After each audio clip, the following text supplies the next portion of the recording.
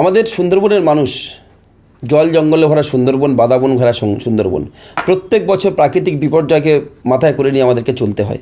সেই জায়গা থেকে অ্যাডমিনিস্ট্রেটিভ জেলা, প্রশাসনিক জেলা হলে পরে সাধারণ মানুষের যে কতটা উপকার হবে নিশ্চিতভাবে আমরা সেটা বুঝতে পারি। দেখুন, দক্ষিণ 24 পরগনায় 31টা সিটের মধ্যে 31টা সিটই তৃণমূল কংগ্রেস জয়লাভ করতে চলছে, সেটা শুধুমাত্র সময়ের অপেক্ষা এবং সবার আগে ভাঙড়টা জিতবে, এটা আপনি আজকে লিখে রেখে দিন। নমস্কার, আপনাদের সকলকে প্রথমেই আন্তরিকভাবে ধন্যবাদ জানাই। শর্ট নোটিশে আপনারা সবাই এখানে উপস্থিত হয়েছেন।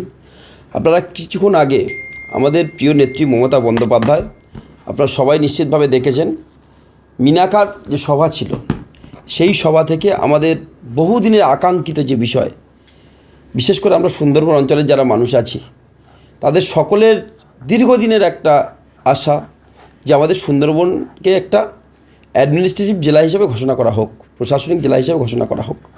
আপনারা জানেন, এর আগে গত 2024 সালে নরেন্দ্র মোদী ভোট প্রচার করতে এসে কাকদ্বীপের বুকে বলেছিলেন যে আমরা সুন্দরবনকে পৃথক জেলা ঘোষণা করব এবং পৃথকভাবে অর্থ বরাদ্দ করব। বিজেপি প্রতিশ্রুতি দেয়, কিন্তু সেই প্রতিশ্রুতি কোনো দিন রাখে না। আজকের 2 বছর শেষ হলো, সেই প্রতিশ্রুতির বাস্তবায়ন আমরা দেখতে পাইনি। প্রিয় নেত্রী মমতা বন্দ্যোপাধ্যায় যা যা বলেছে বাস্তবে সেটা রূপান্তর করে তিনি দেখিয়েছেন। আপনারা বাজেট অধিবেশনে দেখেছেন, পশ্চিমবঙ্গের বাজেট পেশ করে তিনি যুবসাথীর কথা বলেছিল এবং সেই যুবসাথীর কথা বলার পরে 1 মাসের মধ্যে সেই যুবসাথী টাকা প্রত্যেকটি যুবদের অ্যাকাউন্টে পৌঁছে গেছে। এটাই মমতা বন্দ্যোপাধ্যায়। লক্ষ্মীর ভাণ্ডারের বর্ধিত অর্থ প্রত্যেকটি মানুষের কাছে পৌঁছে গেছে। আমরা আশাবাদী, তিনি আজকের যে ঘোষণাটা করলেন, তিনি 10টা প্রতিজ্ঞা নিয়েছেন। আপনারা জানেন যে তৃণমূল কংগ্রেসের যে ইশতেহার প্রকাশ হয়েছে সেখানে 10টা প্রতিজ্ঞার কথা বলা হয়েছে। তার মধ্যে একটা প্রতিজ্ঞা রয়েছে যে আমাদের যে সমস্ত জেলাগুলি রয়েছে বড় জেলা, সেই জেলাগুলিকে ভেঙে নতুন করে কিছু অ্যাডমিনিস্ট্রেটিভ জেলা তিনি ঘোষণা করবেন।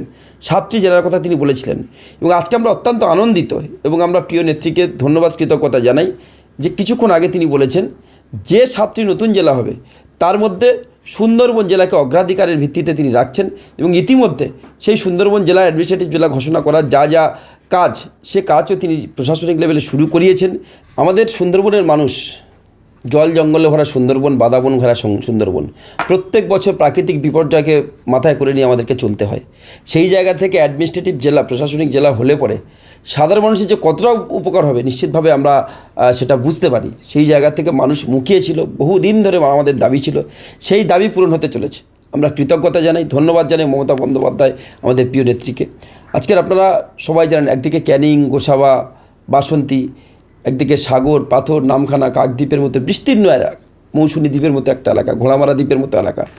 সেক্ষেত্রে যদি আমাদের এই জেলা যখনই ঘোষণা প্রিয় মুখ্যমন্ত্রী মমতা বন্দ্যোপাধ্যায় মুখে যেটা বলেন, কার্যক্ষেত্রে সেটা করেন, আগামী ভোট মিটে যাওয়ার কিছুদিনের মধ্যে এই জেলাটা হতে চলেছে। সত্যি সত্যি আমরা একটা বিরাট পাওয়া আমাদের কাছে, এই পাওয়া অসীম পাওয়া এবং সত্যি সত্যি আমরা আন্তরিকভাবে কৃতজ্ঞতা জানাই, ধন্যবাদ জানাই এবং সদর দপ্তর তৈরি হলে পরে আমরা খুব স্বাভাবিকভাবে এই এলাকার মানুষ ভীষণভাবে উপকৃত হবে এবং আমরা আন্তরিকভাবে ধন্যবাদ জানাই প্রিয় মুখ্যমন্ত্রী মমতা বন্দ্যোপাধ্যায়কে। ইতিমধ্যেই তো পুলিশ জেলা ভাগ করে অ্যাডমিনিস্ট্রেশন জায়গাটা অনেকটা এগিয়ে আছে। তো আপনারা জানেন যে প্রশাসনিক কাজকর্ম করতে গিয়ে এলাকায় শান্তি প্রতিষ্ঠা করার লক্ষ্যে ইতিমধ্যে আমাদের এই জেলাতে 3টি পুলিশ জেলা রয়েছে। একদিকে বারুইপুর পুলিশ জেলা, সুন্দরবন পুলিশ জেলা, অন্যদিকে ডায়মন্ডহারবার পুলিশ জেলা।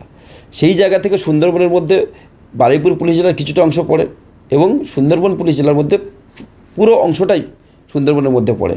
খুব স্বাভাবিকভাবে সেই দিকে ভাবনা চিন্তা করে প্রিয় নেত্রী বাংলার মুখ্যমন্ত্রী মমতা বন্দ্যোপাধ্যায়, আমাদের প্রিয় দিদি, তিনি চিন্তা করছেন যে সদর দপ্তরটা কোথায় করলে ভালো হয়।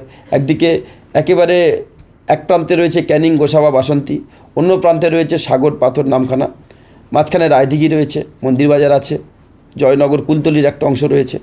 খুব স্বাভাবিকভাবে সব কিছু চিন্তাভাবনা করে তিনি যেটা করবেন আমি মনে করি সেটা সুন্দরবনের মানুষের জন্য ভালো হবে এবং সেই দিকে ভৌগোলিক অবস্থান চিন্তা করে সদর দপ্তর হবে বলে আশাবাদী এবং ভোট মিটে যাওয়ার কিছুদিনের মধ্যে নিশ্চিতভাবে এটা হতে চলেছে এবং এটা আমাদের সুন্দরবনবাসীর কাছে অত্যন্ত গর্বের দিন হতে চলেছে। এইটা নির্বাচনের আগে যে মুখ্যমন্ত্রীর ঘোষণা, এর ফলে কি দক্ষিণ 24 পরগনা একটা আলাদা জায়গা মাত্রা পাবে? দেখুন, আমরা তো বহু মানুষের এই দাবি ছিল, বহু মানুষের এই চাহিদা, বহু মানুষের আশা। আজকে সেই আশা মমতা বন্দ্যোপাধ্যায়ের মুখ থেকে যখন বেরিয়েছে যে সুন্দরবন জেলাকে নতুন করে প্রশাসনিক জেলা হিসেবে তিনি ঘোষণা করতে চলেছেন আগামী দিনে সরকার ফর্ম হলেই পরে, সুতরাং তিনি যেটা বলেন সেটা করেন।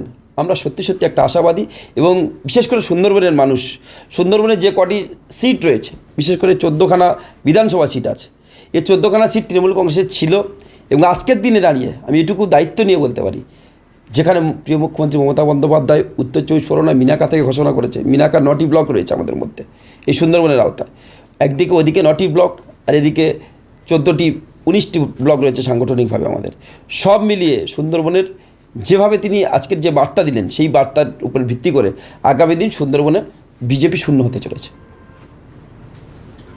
দাদা, ইতিমধ্যে শুভেন্দু অধিকারী দেখা গেল হলদিয়ার নরেন্দ্র মোদীর মঞ্চ থেকে ঘোষণা করলেন তিনি তার পূর্ব মেদিনীপুরের 16টা সিট উপহার দেবেন, দক্ষিণ 24 পরগনার 9টি। আপনি কি বলবেন? দেখুন, একজন মিথ্যুক গদ্দারের যে ভাষা, তার কথা কোনো উত্তর দেওয়ার প্রয়োজন আছে বলে মনে করি না। আপনারা তো এর আগেবারে অনেক কথা বলেছেন, শুভেন্দু অধিকারী বাস্তবে যেটা বলেন কার্যক্ষেত্রে সেটা মিলিয়ে দেখাতে পারবেন? গতবারে কি বলেছিল? আখরি বার 200 পার তার নেতারা বলেছিল, তিনি সেই সুরে সুরে তাল মিলিয়ে বলেছিলেন আখরি বার 200 পার। কটা হয়েছে? 77-এ গিয়ে থেমে গেছিল। 200 বলেছিল, 77 হয়েছে। এখন বলছি 177। তিনি বলছেন 177 যদি বলেন, আমি তো মনে করি ও 7-এর গণ্ডি পেরোতে পারবে কিনা সন্দেহ আছে। ভাঙড় থেকে আরম্ভ করে বিভিন্ন রকম যে সমস্ত জায়গা রয়েছে, যদি বলি রায়দি, কুলপি, এই সমস্ত জায়গা কীরকম মনে করছে? এগুলো কি টাফ হচ্ছে? দেখুন, দক্ষিণ 24 পরগনায় 31টা সিটের মধ্যে 31টা সিটই তৃণমূল কংগ্রেস জয়লাভ করতে চলছে, সেটা শুধুমাত্র সময়ের অপেক্ষা। এবং সবার আগে ভাঙড়টা জিতবে, এটা আপনি আজকে লিখে রেখে দিন। আমাদের রাজনৈতিক যতটুকু অভিজ্ঞতা রয়েছে আমাদের সেই লিখে বলছি, ভাঙড়ের মানুষ নিশ্চিতভাবে কোনো মৌলবাদী শক্তিকে প্রশ্রয় দেবে না। কোনো বোম পাওয়া গেছে সেসব? দেখুন, প্রশাসন আছে, ইলেকশন কমিশন আপনারা দেখেছেন, 25 কোম্পানি, 35 কোম্পানি, 2,500 কোম্পানি, 25,000 কোম্পানি কী করছে জানি না। আপনারাই বলছিলেন যে এত কোম্পানি, অত কোম্পানি, তত কোম্পানি, তাদের হাতে কোম্পানি, বহুত কোম্পানি আছে, অনেক এজেন্সি আছে। যদি কেউ দোষী থাকে তাকে শাস্তি দিক, আমাদের কোনো আপত্তি নেই তাতে। ভোটের আগে এরকম